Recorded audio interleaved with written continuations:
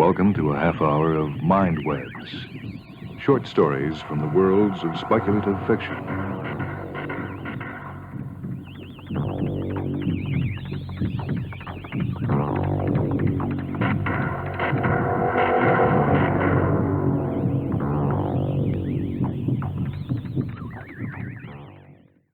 This is Allegory by William T. Powers.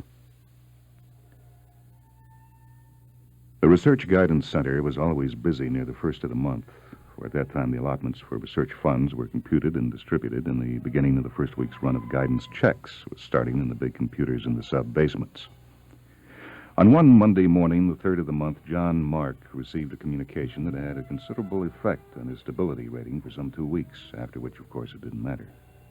Mark was sitting at his desk in the incoming office coding requests to initiate research. His task was mainly routine, consisting of translating various types of requests into language the computers could understand. Only 1 out of 50 requests required any real thinking, and no more than 1 out of 1,000 called for any kind of personal contact. His mind, comfortably locked into a smooth and ordered pattern, was stirred only by events of highly unusual nature. He stared, big-eyed, at the application that had arrested his fingers over the coder keys. Name: Henry Norris. Address: WJCHN 10110011101001. Nature of projected research: application of anti-gravity device to various forms of transportation. Confusion stirred dangerously in Mark's solar plexus. His mind, well trained to handle this sensation, searched quickly through the possibilities and handed up an answer. Mark smiled. Carefully, he red-penciled 2 words in the application and wrote in 2 more so that it read, invention of anti-gravity device for various forms of transportation. Then he stamped the application, rejected science physical, and data not subject to rational investigation. And he mailed it back to WJCHN 10110011011001. 4 days later, he got it back with a letter.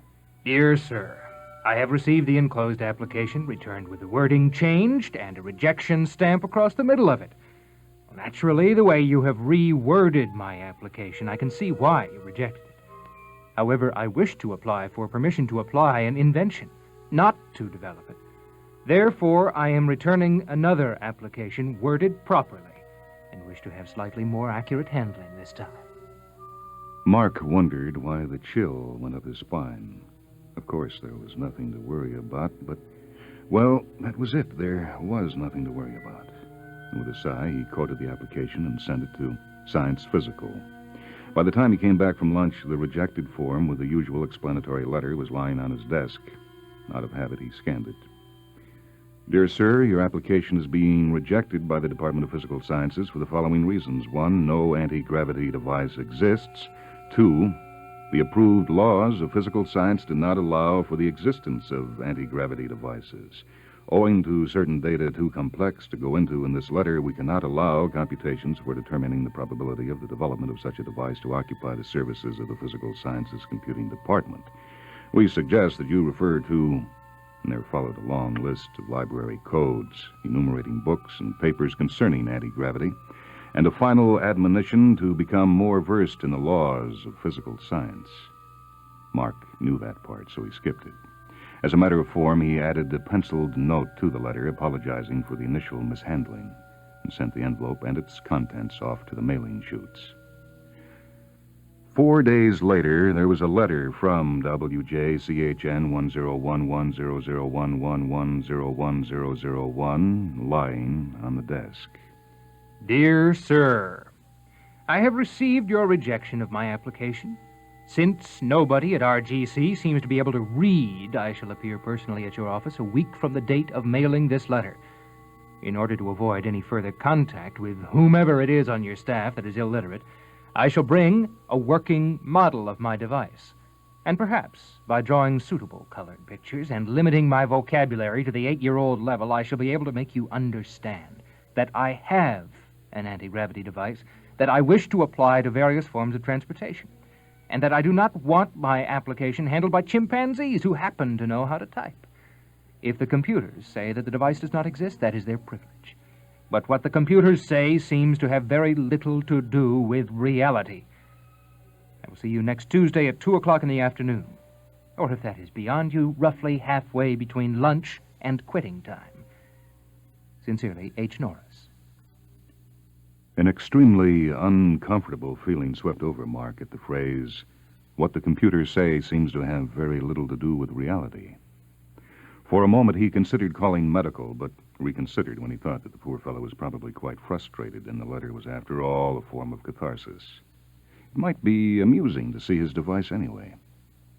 On the way home that evening, Mark happened to look up as the evening jet from Sydney whistled overhead. It always went over about the time he was waiting for the 40830, and usually he just accepted it as part of the trip home. But today he watched it out of sight, disturbing little thoughts stirring in his brain. Supposing the jet had gone overhead without making that seltzer bottle noise on anti-gravity beams, would he have noticed? He felt sure he would have, and that everyone else would have too. He could just picture the mass uneasiness, feel the surging emotions. That evening at supper, he was unusually silent, and the next morning his wife had to go talk it over with the family psych. It had been quite a shock to her, for she had been planning exactly how she was going to tell him about the letter from her sister, which in itself was an unexpected and therefore unpleasant event. When John had failed to spend 3/4 of an hour reading the paper after she had set the dishes to wash and had turned on the news broadcast instead, her whole pattern had been disrupted. John himself even seemed a little upset that morning, but he refused to go to the psych with her. By the time Monday morning came around again, and then Tuesday morning, John Mark had pretty well forgotten that he was going to have a visitor. His wife had fully recovered, having found that she could make up for the insecurity by making a few purchases recommended by the psych, and repeating phrases G36992 and 9973 several times to herself before she went to sleep. She had used those particular passages from the auto-correction book before, with equally fine results. Just about lunchtime, Mark remembered the phrase, "What the computers say has very little to do with reality." It startled him, and he began to get confused, wondering why on earth he would think a thing like that. Fortunately, there was a Health View machine nearby, and after watching his favorite actress for a few moments, he was quite calm again. He ate lunch and returned calmly to his desk, where he resumed the coding. Roughly halfway between lunch and quitting time, he remembered that Norris was due any moment. What made him remember was Norris, who walked through the door precisely at 2 o'clock. Are you Mark?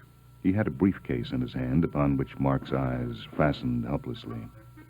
"John Mark, yes. How do you do?" Remembering his manners, he waved at the visitor's chair. "Sit down. Well, sir, is there some difficulty I can help you iron out?" Ha, nuts. You no more care about helping me out than you care to slit your own throat.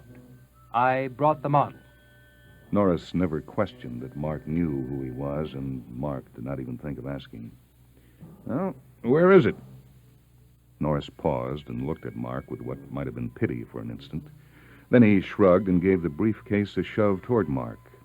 It sailed silently through the air in a straight line toward Mark's head. There was, apparently, nothing holding it up. Mark stared uncomprehendingly at the approaching brown rectangle. His mind kept supplying briefcase after briefcase, all leaving the one in the air and following the neat parabola to the floor, but the real one kept demanding his attention. Something began whispering in his mind, becoming momentarily more desperate. "For every action, there is an equal and opposite reaction. You will fall. You will fall. Section 356, paragraph 9, subhead A, gravity is, I swear to uphold the tenets of security and welfare." "Remember, son, there's always a computer to turn to." What the computers say seems to have very little to do with reality. And then his hands reached up involuntarily and received the briefcase, and he felt it for an instant and fainted. Are you going to do that again? "No," he said, and picked himself out of the visitor's chair where Norris had evidently put him and drank the water that Norris held out to him. Mark's face burned with shame, and he felt terribly depressed. Do you believe me now? Get out, please." Nuts. Not after 18 years and 2 weeks. I am going to get this fog-bound outfit to grant me permission to apply my device to various forms of transportation. Or I am going to know the reason why. But it's absolutely impossible. There's no possible way that you could develop an anti-gravity device. The laws of physics are... Look, friend, who made up those laws of physics? Why, nobody. The computers deduced them from the basic facts of the universe. And who said that those were the basic facts of the universe? Oh, why, that's ridiculous. The basic facts are the basic facts. It doesn't matter who discovered them. They're still basic. Norris pointed silently to the briefcase. It was drifting between the desk and the water cooler, being accelerated slowly by the slight draft from the air conditioner. Mark looked only for an instant and then averted his eyes. That is a very disturbing illusion, and you know that illusions are illegal. Now, I request you to explain it at once, rationally. You can't get out, can you? I can't convince you that there's no trick, no illusion. Why should I even try to let you? There's no point in it. It can't happen, so why should you try to convince me? I don't understand. What don't you understand? You can see this. What is there to understand about it? But I know what I can see. Let me state it as simply as I can. In this briefcase, I have a device which nullifies the attraction of the Earth. It is adjusted so that it exactly balances out the weight of the briefcase. There is nothing inside the briefcase but the device, and there is nothing else holding up the briefcase. Therefore, I have an anti-gravity device. Furthermore, I wish to make some money from it, as I have practically starved my fool head off for 18 years and 2 weeks working on the silly thing. It no longer impresses me. All I care about now is being extremely wealthy, so I do not have to starve while I am inventing my force field. Do you understand that? But you cannot invent a force field either. According to the laws of physics, there can be The no... laws of physics again. I'm not going to throw away my plan just because some bollocksed-up computer says I can't see something obvious. I could have you thrown in prison for that. You shouldn't say things like that. The laws of physics are all that preserve our sanity toward the real universe. There's no other way of looking at reality that won't lead to psychosis. You know that as well as I do. It's one of the basic facts of life. And I suppose the computers figured that out for you, too. And did the computers also tell you to believe everything the computers said? Now, who do you suppose told you to believe the computers when they computed that you should believe them? The computers? Ha! Nuts! Nuts is an archaic expression. You need a trip to your psych. You ought to go right away. Your mind is in danger. Stop it, please. You are destroying my faith in everything I believe in. Why do you have faith in it? Because you were told to have faith in it? Do you ever think for yourself? You're psychotic. Mark reached for a buzzer on his desk. Norris caught his wrist. That won't do any good. I can rate AAA on any psychometric. I am not psychotic, and neither are you. The only trouble is that you've accepted a very limited reality, and you've done it because you're afraid not to. Why is it so painful for you to look at this? Mark took a deep breath and got a grip on his tottering sense of reality. Quite carefully, he turned to the only source of comfort he could find. The law of gravity needs no proof. It has been tested thousands of times by competent authority, and it has been proven to be just what the computers say it is: mutual attraction between any two material bodies. We can consider the subject of the law of gravity to be closed. No further data is needed at this time by the computer, and the computer is so designed as to indicate when more data is needed to keep the system self-consistent and in accord with the real universe. That sentence appeared in nearly the same form, although with different contexts, in nearly every section in the Book of All Knowledge. Mark had completed his reading of the Book of All Knowledge years ago and remembered only the basic principles of it. But he knew that somewhere was the knowledge and the logic that would prove this incredible man with his incredible toy to be a faker, an illusionist, a psychotic. If he could only remember more. In the midst of his whirling confusion, he had a sudden inspiration. Look, I suppose it is unfair of me to doubt my eyes, but there might be one thing you haven't thought of. What do you suppose the other departments will say? After all, this is a rather revolutionary device, and they should be consulted. But this device is concerned purely with the laws of physics and mechanics. It has nothing to do directly with the other departments. You know that nobody asking permission to apply an invention has to submit to the approval of the whole RGC. You yourself said that this device does not seem to be covered by the recognized data in the Department of Physics. And since it doesn't, we must investigate all the data and make as fair a decision as possible. All right. Well, go ahead. But remember, I'll be right here to make sure you tell them what you've seen. Tell them it doesn't fall. Mark went to the intercom unit and punched the psych button. He said, I have a man here who says he's invented an anti-gravity device. No, wait a moment. He has brought a briefcase with him that floats in the air. Yeah. No apparent support. Quite interesting, but, well, there's nothing in the laws of physics to justify it. I can't really throw the fellow out for owning it, but what do you think about granting permission to apply it to various forms of transportation? Norris moved closer and caught the answer. Absolutely not. I don't even have to put it in the computer. Anti-gravity would cause widespread insecurity that would wreck the system. Can't go around destroying reality like that, you know. Tell the fella he'd better hide the thing and forget it. Tell him he can come up here for a little talk if he wants to. Must have been quite traumatic inventing a thing like that. Is he there now? Yes, I'm here. What do you mean it must have been quite traumatic? I enjoyed every minute of it. Are you trying to tell me I can't do it? Well, if you put it that way, sir, yes, that is exactly what we'll have to do. Of course, you can appeal this decision, and we'll feed the data into the computer. However, I can tell you that the psych section computer is set to reject automatically anything that interferes with the decisions of the physical sciences computer. I am afraid you'd better go spend a few weeks with a Tri-D Health View machine, or turn your talents to something more productive. After all, there's practically an infinite number of undiscovered connections among the data in the Book of All Knowledge. The computers only know what could be found there, fascinating things. All right, that's all. Oh, if physics changed their decision about anti-gravity, would you change yours? Probably, but of course we'd have to check with medical, too.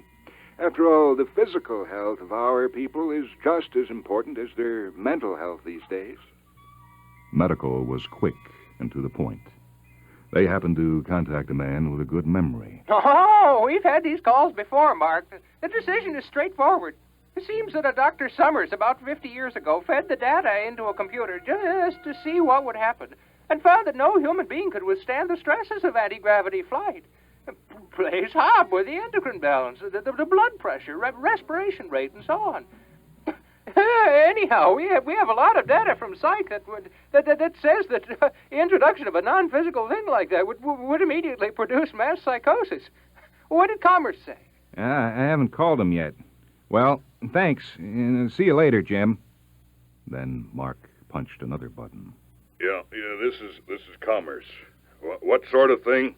Well, he says he's got an anti-gravity device. And it's in this briefcase that's floating all over the room. Holy cow. It gives me the creeps to think about it. No, I don't think we've ever computed anything like that before. Wait a minute. The channel you need's open right now.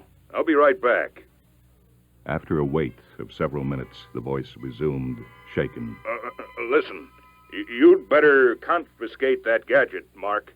If it ever got out, the whole system would go right down to a security rating with zeros after the decimal point. It's poison. The computer isn't even set up to handle a new form of transportation. The fuel and loading capacities figure in, and a lot of other factors. I fed in anti-gravity as a fact, and the charts came out looking all bloody. No go, Mark. Norris didn't bother to reply to that one. Mark noticed the silence and asked, Well, you want me to call communications and law and transport and philosophy? No. You absolutely can't see, can you? Well, it's all perfectly plain. The device just does not belong in this world. Even if it were real, it would still be the worst possible thing that could happen. You know what you're trying to do to the system, don't you? I know. Now, look, don't take it so hard. I know these things seem awfully important at the time, but you'll forget about it soon enough. Why, there are thousands of things that are desperately needed, and anyone who could create an illusion as convincing as that could certainly make all the money he wants producing devices that the computers will permit. You're just all caught up in this thing, and all you need to do is get away from it for a while. After all, 18 years. Yes. 18 years and 2 weeks. Are you really convinced that what you are saying is supposed to make me feel better? Norris, you are attacking the basic human drive, the urge to be secure, to be safe, to be taken care of. If you take away people's desire for security, then you've left them nothing to live for. Don't you see that? Have you tried not wanting security? Don't be ridiculous. Why should I deliberately drive myself psychotic? How do you know you're not? Mark stared at him a long moment. He knew that was an old gimmick, but suddenly he could not remember what the logical answer to it was supposed to be. Norris, watching him closely, sighed and began. Why do you believe the computers? Because they give me my security. Why do you need security? Security's a basic drive. There's no why to it. Mark was staring out the window, feeling strangely caught in something, in some web of thought that Norris was weaving. How do you know that it's basic? Yeah, the computers say it is. All the computers say so. Who decided that the computers would say that? Nobody. It's a basic fact. How do you know it's a basic fact? The computers say it is. Who decided the computers would say it is? Nobody. The computers. I don't know. How can you find out? I don't want to find out. Why not? The computers will provide an answer if I need it. Who said that you have to go to the computers for an answer? The computers? Why don't you leave me alone? Why should I leave you alone? Get out of here. You're trying to drive me crazy. What do you mean by crazy? You're crazy. You're trying to destroy the reality of the computers. Why shouldn't I destroy the reality of the computers? It's all in the book of all knowledge. I don't want to answer any more questions. Who wrote the book of all knowledge? The computers. The computers. You know all these things. Why are you doing this? Please get out of here. What are you afraid of having happen? Are you starting to think? Look, please, get out or I'll have you arrested. Norris stood up, gathering his briefcase to him. You will continue thinking about this. Mark tried to think, but all that came to his mind was the series of questions and answers, each time nagging at something in his brain as though something there was whispering. It's so obvious, so obvious. It lasted all through that night and all the next day and on into the night after that. About 2 o'clock in the morning, after he had used the last of his strength in trying to sleep and trying to think of the lake shores and the mountains and the health views and trying to be unconscious and trying to die, he began to weep. They took him to the asylum a week later. He was strangely calm as they propelled him toward the gates. He watched silently as they filled out the dozens of forms, the assignments, the agreements, the legal trivia. As they approached the great gray building, he began to smile, and as he waited in the anteroom to be checked in, he chuckled. Walking through the long series of locked and barred doors, he guffawed, and while the attendant spun the dials on the last and most ponderous door, he held his sides and roared. That was over soon, and he took a deep breath, like a man who has swum a long way underwater. When the door swung wide, he gasped.